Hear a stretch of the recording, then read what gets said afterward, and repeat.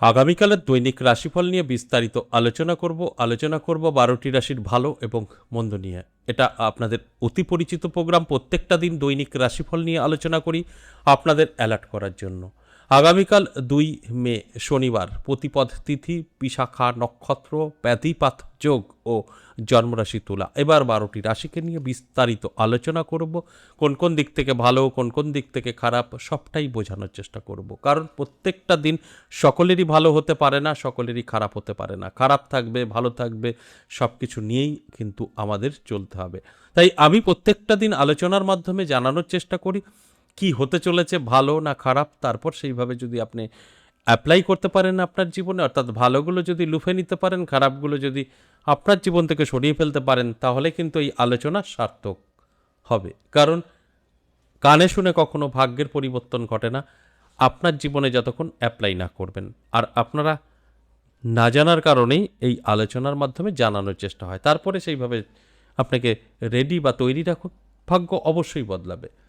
তাহলে আসুন বিস্তারিত আলোচনা করব। তার আগে আগামীকাল এই 12টি রাশির কোন কোন দিক থেকে ভালো, কোন কোন রাশির খারাপ, সেটা একটু ধারণা দেওয়ার চেষ্টা করি। 3টে রাশির জাতক জাতিকাদের অর্থপ্রাপ্তির যোগে হঠাৎ ভাগ্য বদলাতে পারে।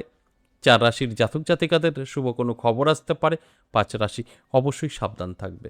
এবং শেষ পর্যন্ত আলোচনা শুনলে বা দেখলে জানতে পারবেন আগামীকালের রাহুকাল সময় এবং শুভ সময় এবং লাকি নাম্বার বেশ কিছু জাতক জাতিকাদের কাজে আসবে।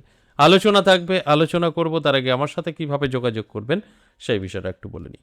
নমস্কার, জয় মা কামাখ্যা, জয় মা তারা। যারা ভীষণভাবে বিপদে আছেন, কি করবেন বুঝে উঠতে পারছেন না, কারণ যেদিকে তাকাবেন সেদিকেই লাখো লাখো অ্যাস্ট্রোলজার, লাখো লাখো তান্ত্রিক। এবার তাদের মধ্যে বেছে নেবেন কিভাবে, এটা একটা বড় একটা, আমি বলতে পারি যে একটা সমস্যার মধ্যে সবাই পড়ে যায়। কারণ এখন যা পরিস্থিতি, অরিজিনালের থেকে ডুপ্লিকেটেরই দাম বেশি, তাদের গেট আপ বেশি। তাই সেখানে দাঁড়িয়ে ম্যাক্সিমাম যারা আছেন সমস্যায় তারা ঠকছে। আমার কাছে যারা আসে ম্যাক্সিমামই বলে, না আমি তো এই জায়গায় গেছি, এই জায়গায় গেছি, নামি দামি লোকের কাছে গেছি, কিন্তু কোনো লাভ হয়নি। এই কিছু অ্যাস্ট্রোলজার, কিছু তান্ত্রিকের জন্য তন্ত্রের বদনাম, অ্যাস্ট্রোলজির বদনাম। তাই আমি বলবো সঠিক জায়গায় চেষ্টা করুন। চিনতে অবশ্যই কষ্ট হবে, ভালো ভালো লোক ফেল হয়ে যাচ্ছে, সাধারণ মানুষ তো অনেক দূর। কারণ একদম হাব ভাব সোনা গানা পরে একদম রাজা হয়ে যাচ্ছে, কিন্তু নিজেরাই নিজেদের সাপোর্ট করতে পারছে না। তাই সেই জায়গায় দাঁড়িয়ে চেনা খুব মুশকিল। যদি মনে হয় আপনার সমস্যা আছে, বিপদে আছেন, একবার হলেও যোগাযোগ করতে পারেন, এটা বলতে পারি। ঠকবেন না, এটা বলতে পারি। কারণ আমরা মুখ লুকিয়ে কোনো কথা বলি না, ঠিকানা দিই, অ্যাড্রেস দিই। কোথায় পাবেন? দুটো জায়গায় পাবেন আমাকে। আমার নিজের মন্দির 10 মহাবিদ্যা কালীবাড়ি, এখানে পাবেন প্রত্যেক সপ্তাহে 3 দিন, সোমবার, মঙ্গলবার, বুধবার। তারাপীঠ প্রত্যেকটা অমাবস্যা পূর্ণিমায় পাবেন। এই অমাবস্যা পূর্ণিমায় তারাপীঠে মহাশ্মশানে যারা তন্ত্রে কাজ করাতে চাইছেন তারা যোগাযোগ করে নেবেন। তন্ত্রের কাজ বলতে মারণ, উচ্চাটন, শত্রুদমন, বশীকরণ, বিচ্ছেদ, এই ধরনের যারা কাজ করাতে চাইছেন তারাপীঠ মহাশ্মশানে অমাবস্যা পূর্ণিমায় আমাকে পেয়ে যাবেন। অবশ্যই তারাপীঠ বলে একটি নাম্বার স্ক্রিনে দেওয়া থাকবে, সেখানে কল করে বিস্তারিত জানবেন এবং সরাসরিও আসতে পারেন। আর যারা 10 মহাবিদ্যা কালীবাড়ি বীরনগরে আসতে চাইছেন, 62 একটি নাম্বার স্ক্রিনে দেওয়া আছে, সেই নাম্বারটাকে কল করুন। বিস্তারিত আগে বুঝুন, জানুন, তারপর যদি মনে হয় না ঠিক আছে তাহলে নামটা লিখে দিন।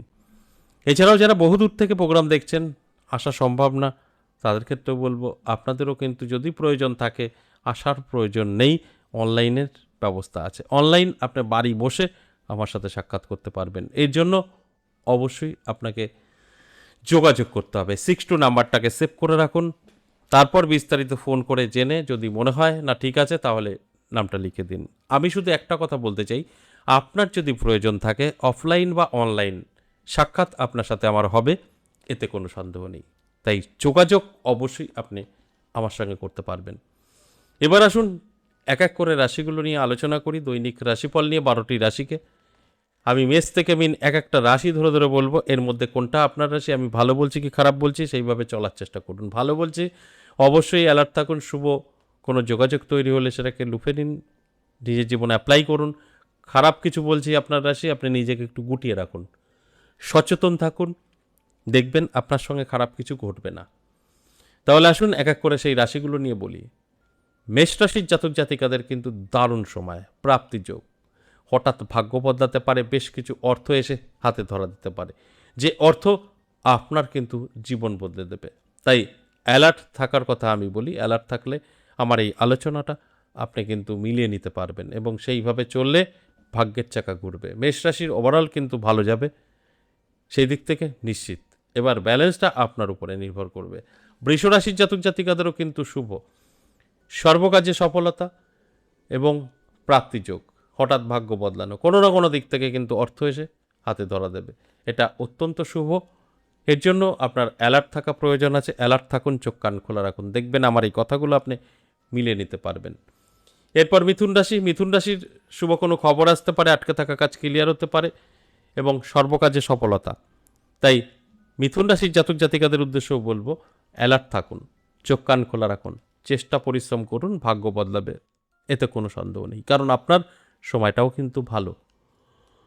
কর্কট রাশির জাতক জাতিকাদের হঠাৎ ভাগ্য বদলাতে পারে, নানা দিক থেকে অর্থ এসে হাতে ধরা দিতে পারে, সেটা যে কোনোভাবেই হোক না কেন, কারণ আপনার সময়টাও কিন্তু অত্যাধিক শুভ এবং অর্থ আসার সময়।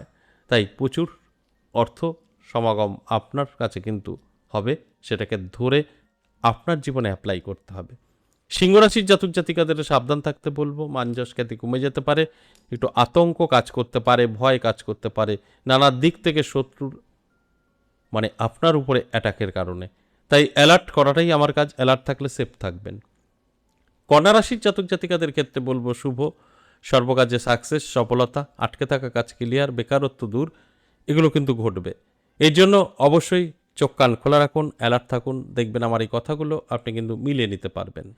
তাই প্রত্যেকটা দিন আমি অ্যালার্ট করার জন্যই এই আলোচনাগুলো করি।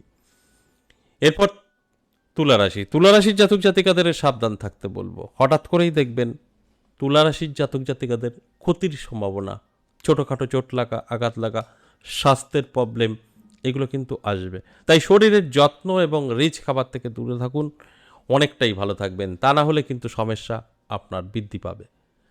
বৃশ্চিক রাশির জাতক জাতিকাদের ক্ষেত্রে শুভ, সমস্ত আটকে থাকা কাজ ক্লিয়ার হবে, নতুন বন্ধু বান্ধবীর সাথে সম্পর্ক একটা আপনার আর্থিক উন্নতি হতে পারে, বা নানা জায়গা থেকে একটা পজিটিভিটি আপনার মধ্যে আসতে পারে, মান যশ খ্যাতি বৃদ্ধি পেতে পারে, আর্থিক দিক থেকেও কিন্তু অনেকটাই শক্তিশালী হতে চলেছে। তাই আমি বলবো অ্যালার্ট থাকুন, চোখ কান খোলা রাখুন, যেখানে আপনার অর্থ আটকে গেছে সেখানে একটু যোগাযোগ করুন, সেখান থেকেও অর্থ আপনি রিটার্ন পেতে পারেন।